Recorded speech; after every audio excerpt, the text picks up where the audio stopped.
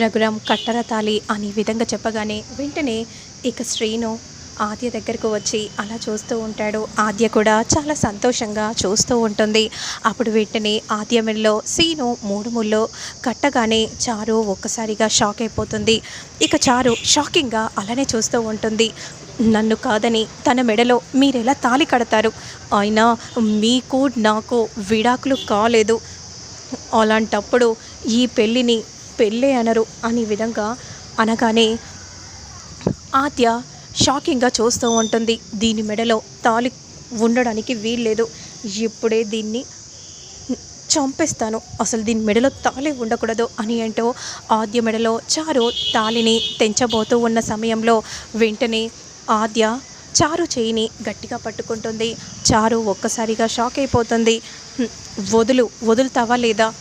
ఆయన నా మెడలో 3 ముళ్ళు కట్టాడు, అది కూడా అందరి సమక్షంలో. కాబట్టి ఈ తాళిని తెంచే హక్కు నీకు లేదు అనే విధంగా అంటూ వెంటనే చెయ్యిని క్రింద పడేయగానే అందరూ కూడా షాకింగ్గా చూస్తూ ఉంటారు. ఇక పద్మ మాత్రం చారుతో ఇలా అంటూ ఉంటుంది.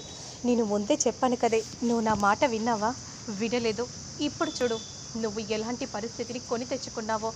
ఏంటత్తయ్య ఏం మాట్లాడుతున్నారు? పెళ్ళి అవ్వగానే ముందు వాడి మనసును గెలుచుకోవడానికి ఎంతమైనా కష్టపడు అని ఎన్నిసార్లు చెప్పాను. లేదు, నా ఇష్టం వచ్చినట్టుగానే నేను ఉంటాను అని అన్నావు. సరే అని ఊరుకున్నా.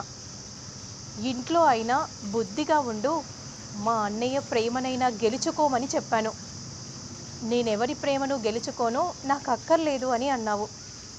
మరి ఇంకెవరి ప్రేమను గెలుచుకున్నావు? ఇప్పుడు వాడు కట్టిన తాళి కూడా నీ మెడలో లేదు, లేకుండా పోయింది. అత్తయ్య, ఈరోజు ఆయన నా మెడలో తాళి తేలిగ్గా తెంచగలిగాడు. కానీ ఎలా తెంచుతాడో నాకు ఎందుకు హక్కు లేదో ఇక్కడ కాదు, నేను కోర్టులోనే తేల్చుకుంటాను అని ఈ విధంగా అంటూ వెంటనే అలా అక్కడి నుండి వెళ్ళిపోతూ ఉంటే అదే సమయానికి పద్మ నో, అలా జరగడానికి వీల్లేదు అని అంటూ ఒక్కసారిగా భ్రమపడుతుంది. అంటే ఇప్పుడు ఇదే జరుగుతుంది అనే విధంగా అనుకుంటూ కంగారు పడిపోతూ ఉంటే అంతలో చారు వచ్చి, అత్తయ్య ప్లీజ్ అత్తయ్య, మీ దండం పెడతాను, మీరే ఎలాగైనా ఆద్యను ఆపండి. మీరొక్కరు మాత్రమే ఆద్యను ఆపగలరు, లేదంటే ఇక నాకు ఈ ఇంట్లో స్థానం ఉండదు. చేసిందంతా చేసి ఇప్పుడు బాధపడి ఏం ప్రయోజనమే? అదంతా ముందు ఉండాలి అనే విధంగా కోపంగా అంటూ ఉంటుంది పద్మ. ఇక అప్పుడు వెంటనే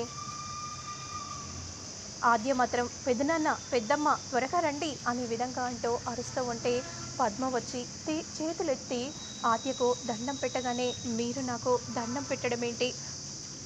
వయసులో చిన్నదానివైనా నిన్ను నేను క్షమాపణ కోరాలమ్మా. నా కోడలే ఇదంతా చేసిందని నాకు తెలుసు, కానీ నేను ఎవరికీ చెప్పలేను. ఆ తరువాత తెలిసింది, ఏదో తెలిసి తెలియక అది తప్పు చేసింది. ఇప్పుడు నువ్వు చెప్తే ఈ ఇంట్లో నా కోడలు ఉండదు. ఈ ఒక్కసారి క్షమించమ్మా, అది కూడా నా కోసమే. ఇంకోసారి ఏదైనా చేస్తే అప్పుడు నువ్వు మా అన్నయ్యకు చెప్పు, కానీ ఈ ఒక్కసారి మాత్రం చారుని వదిలేయమ్మా.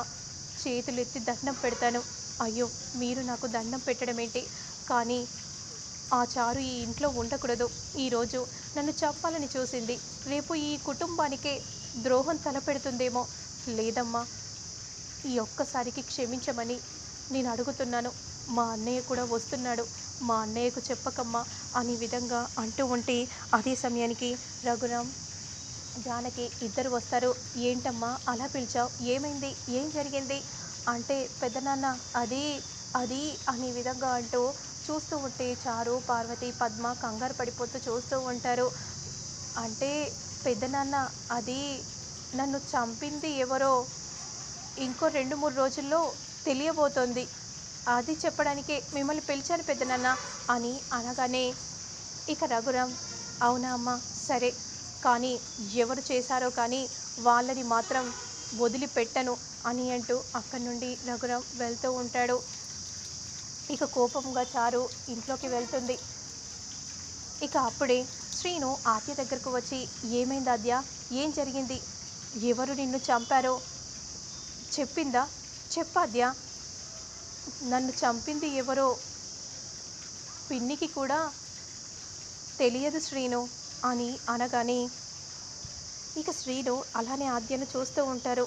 చా మరి నిన్ను చంపాలని చూసింది ఎవరు ఆద్య అనే విధంగా అంటూ ఆలోచిస్తూ ఉంటాడు.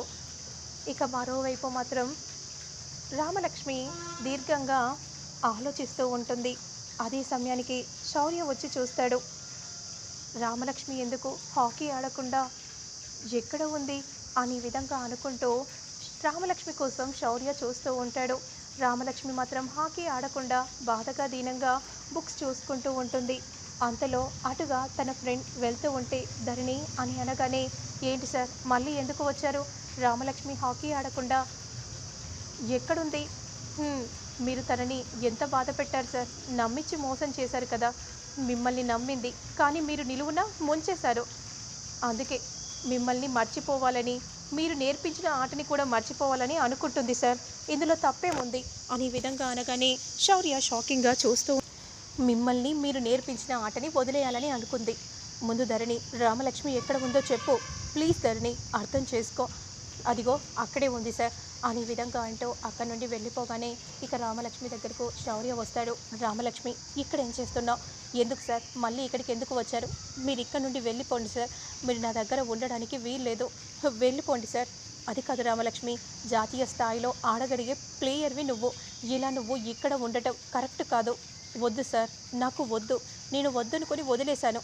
మళ్ళీ నన్ను ఆడమని నా దగ్గరికి రాకండి మీరు అని రామలక్ష్మి అంటూ ఉంటే, ఇదిగో రామలక్ష్మి తీసుకో, వెళ్ళి ఆడు. నువ్వు ఆడాలి రామలక్ష్మి, నువ్వు జాతీయ స్థాయిలో విన్ అవ్వాలి, నీకు పేరు ప్రఖ్యాతలు కలగాలి, వెళ్ళు రామలక్ష్మి అనే విధంగా అంటూ వెంటనే అలా స్టిక్ ఇవ్వగానే వెంటనే క్రింద పడిస్తుంది రామలక్ష్మి. వద్దు సార్, నాకు వద్దు, ఎందుకు వదిలేస్తున్నావు రామలక్ష్మి? నువ్వు ఆడాలి రామలక్ష్మి, ప్లీజ్ రామలక్ష్మి, నా మీద కోపంతో నీకు ఎంతో ఇష్టమైన హాకీని నువ్వు వదులుకోకు రామలక్ష్మి, వచ్చిన అవకాశాన్ని కూడా చేజార్చుకోకు.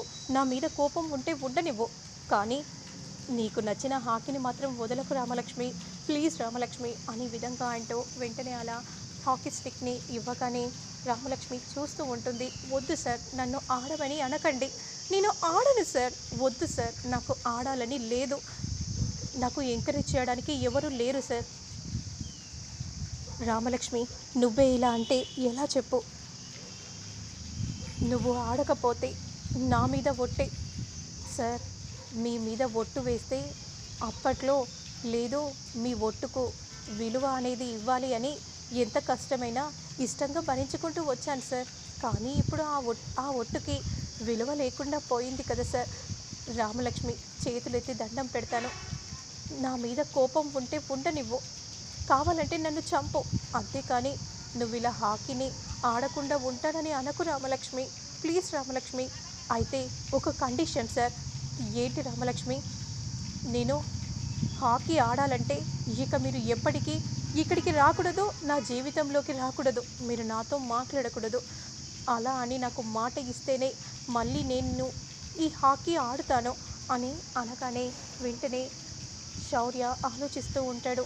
సరే రామలక్ష్మి, నువ్వు చెప్పినట్టుగానే నేను ఇంకెప్పుడు నిన్ను చూడటానికి రాను, కలవను అనే విధంగా అంటూ వెంటనే అక్కడి నుండి వెళ్తూ ఉంటే ఇక రామలక్ష్మి హాకీ ఆడటం కోసం ప్లే గ్రౌండ్లోకి వెళ్తుంది. ఇక మరోవైపు మాత్రం చారు కోపంతో మండిపోతూ ఉంటుంది. అంతలో పద్మ వచ్చి, మళ్ళీ ఏం ఘనకార్యం చేయాలని మళ్ళీ ఏం ఆలోచిస్తున్నావే? ఏం ఆలోచించట్లేదు అత్తయ్య, కానీ మీరు క్షమాపణ అడగడం నచ్చట్లేదు. నీ జీవితాన్ని నువ్వు ఏం చేసుకుంటావో ఇక నీ ఇష్టం, ఇక నేను ఇకపై ఏమీ చెయ్యలేను చారు అని అంటూ అక్కడి నుండి వెళ్ళిపోగానే చారు ఒక్కసారిగా షాక్ అయిపోతుంది.